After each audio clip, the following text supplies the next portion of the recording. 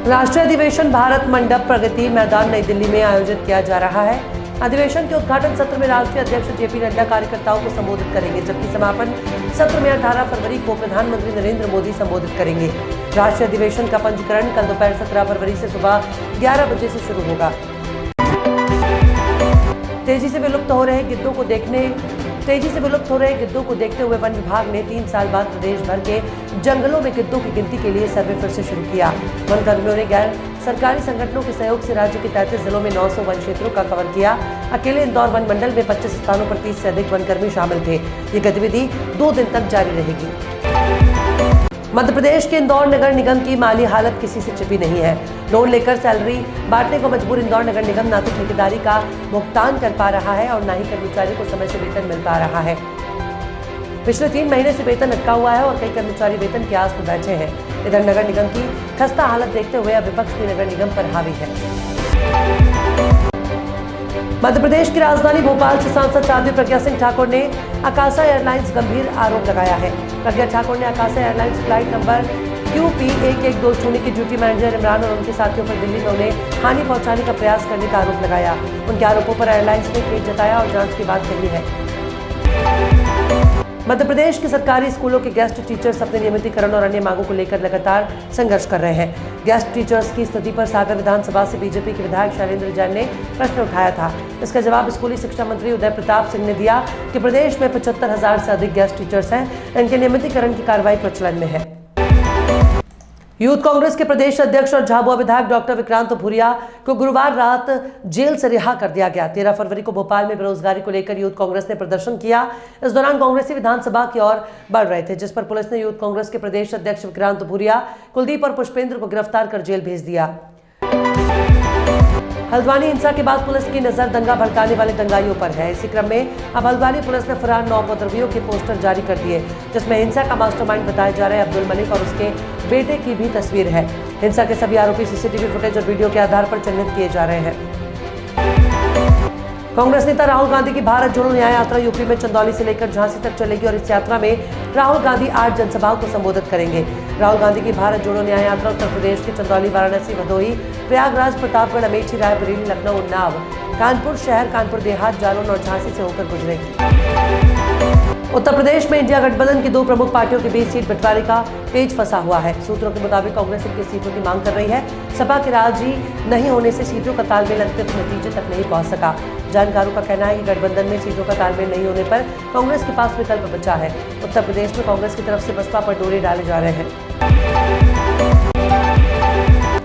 शिवपाल यादव ने राज्यसभा चुनाव को लेकर राष्ट्रीय लोकदल से सपा प्रत्याशी पक्ष में वोट करने की अपील की। उन्होंने कहा कि जयंत चौधरी को सपा ने ही राज्यसभा भेजा था। चौधरी चरण सिंह किसानों की लड़ाई में कभी झुके नहीं और सपा ने भी किसानों को लड़ाई हमेशा लड़ी है। उत्तर प्रदेश के मुजफ्फरनगर में यूपी एसटीएफ की टीम के 4 टाइम बम के साथ 2 युवकों को गिरफ्तार किया है। वहीं गिरफ्तार किए गए युवकों से एसटीएफ और आईबी की टीम पूछताछ में जुटी है। आरोपी युवक जावेद से 4 टाइमर बम बरामद किए गए हैं। बम डिफ्यूज करने के लिए मेरठ से बम निरोधक दस्ता बुलाया जा रहा है। एसटीएफ द्वारा पकड़े गए आरोपियों का मुजफ्फरनगर दंगों से भी कनेक्शन निकला है।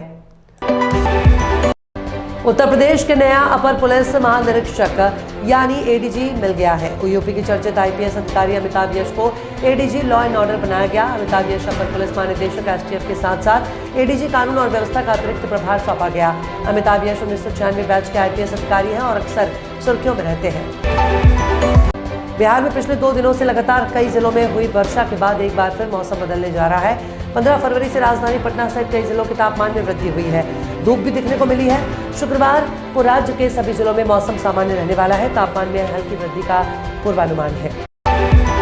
बिहार के मुख्यमंत्री नीतीश कुमार ने महागठबंधन का साथ छोड़ने के बाद अब तक कई बार इस बात को दोहरा दिया कि अब हमेशा के लिए वो एनडीए के साथ आ गए हैं। अब उधर कभी नहीं जाएंगे। नीतीश कुमार ने भले ये बात कह दी हो, लेकिन उनके लिए आरजेडी में दरवाजा बंद नहीं हुआ है। आम आदमी पार्टी के विधायकों की खरीद फरोख्त के आरोपों के बीच दिल्ली के मुख्यमंत्री अरविंद केजरीवाल ने शुक्रवार को विधानसभा में विश्वास मत का प्रस्ताव पेश किया। अब इस पर शनिवार को चर्चा होगी। इस दौरान सीएम केजरीवाल ने बीजेपी पर बड़ा हमला करते हुए कहा कि अन्य प्रदेशों में देख रहे हैं कि ये लोग पार्टियां तोड़ रहे हैं, झूठे झूठे केस में फंसाकर सरकार गिरा रहे हैं। दिल्ली के शाहदरा में 4 मंजिला इमारत के ग्राउंड फ्लोर पर भीषण आग लगने की घटना सामने आई है। इस घटना में एक शख्स की झुलसकर मौत हो गई। सूचना मिलने के तत्काल बाद दिल्ली फायर विभाग ने मौके के लिए दमकल की गाड़ियों को रवाना कर दिया। दमकल कर्मियों ने आग पर काबू पा लिया है। आम आदमी पार्टी के नेता और दिल्ली सरकार में मंत्री सौरभ भारद्वाज ने कांग्रेस का बैंक अकाउंट फ्रीज होने पर बड़ा बयान दिया। उन्होंने कांग्रेस का अकाउंट फ्रीज होने पर कहा कि अब ये साफ हो गया है कि केंद्रीय एजेंसियां, चाहे वो ईडी हो, आयकर विभाग हो या कोई और, सभी के सभी विपक्षी दलों के बैंक खातों के पीछे पड़ गए हैं। दिल्ली बीजेपी अध्यक्ष वीरेंद्र सचदेवा ने दिल्ली जल बोर्ड में हुए घपलों की जांच की मांग की है। उन्होंने कहा कि सीएजी की ऑडिट रिपोर्ट के अनुसार 2017-18 के दिल्ली जल बोर्ड में भारी घपला हुआ है। इस घोटाले की विधानसभा में चर्चा कराने की जरूरत है। लोकसभा चुनाव को लेकर महाराष्ट्र में सियासी हलचल जारी है। इस बीच महाराष्ट्र के डिप्टी सीएम और बीजेपी के वरिष्ठ नेता देवेंद्र फडणवीस ने कहा कि अब एनडीए में उद्धव ठाकरे की वापसी नहीं हो सकती। फडणवीस से पूछा गया कि क्या बिहार के मुख्यमंत्री नीतीश कुमार की तरह ही उद्धव ठाकरे के साथ गठबंधन हो सकता है, तो उन्होंने नहीं में जवाब दिया। महाराष्ट्र में लोकसभा चुनाव से पहले कांग्रेस की टेंशन और बढ़ सकती है। पूर्व मुख्यमंत्री अशोक चव्हाण की कांग्रेस छोड़ने के बाद गुरुवार को बुलाई गई विधायकों की बैठक में कम से कम 5 विधायक शामिल नहीं हुए। इसके बाद अब दल बदल होने के कयास लगाए जाने लगे हैं।